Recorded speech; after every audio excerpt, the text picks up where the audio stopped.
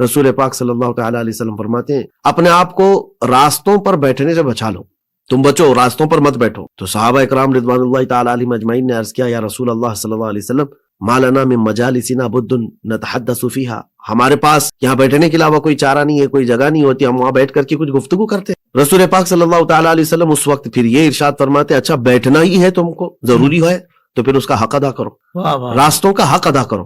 تو راستے کا حق کیا ہے؟ صحابہ نے پوچھا راستے کا حق کیا ہے؟ حضور پاک صلی اللہ علیہ وسلم فرماتے ہیں نظر نیچی رکھ کر کے بیٹھو۔ لوگ گزرنے والے ہر طرح کے آتے جاتے ہوں گے، وہاں پر خواتین گزر رہی ہوں گی، تم اگر راستے پر تم کو بیٹھنا ہی ہو رہا ہے تو اپنی نظروں کی حفاظت کرو، اور پھر ہر ایک کے سلام کا جواب دو، رد السلام۔ وہاں بیٹھنا ہے تو پھر یہ راستے کا حق ادا کرو۔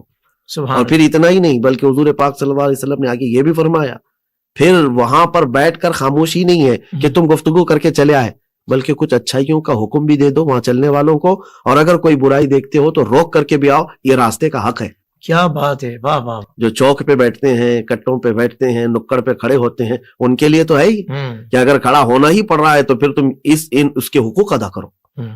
تو یہ دیکھیں اسلام میں نظام برائیوں سے روکنے کا ایسا ہے کہ جہاں سے برائی شروع ہوتی ہے، حیرت ہوتی ہے کہ ایک قبیلہ تھا حضور پاک صلی اللہ علیہ وسلم کے پاس آیا، یہ لوگ مدینہ طیبہ جب حضور صلی اللہ علیہ وسلم کے پاس آئے تو انہوں نے ایک شکایت کی کہ آقا ہمارے اور آپ کے بیچ میں ایک دشمن قبیلہ رہتا ہے، تو صرف جو حرمت والے مہینے ہیں اس میں ہم آپ کے پاس آ سکتے ہیں، تو ہمیں کچھ ایسے احکام بتا دیجئے کہ ہم اس پر کنٹینیو چلتے رہیں، یعنی بار بار ہم آ نہیں پاتے ہیں۔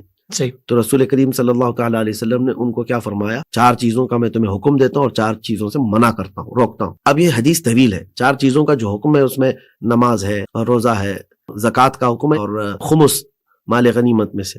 حضور پاک صلی اللہ علیہ وسلم نے فرمایا جو 4 چیزیں میں جس سے تمہیں روکتا ہوں وہ چاروں چیزیں کیا ہے پتہ ہے؟ وہ شرم، یہ بہت امپورٹنٹ چیز ہے۔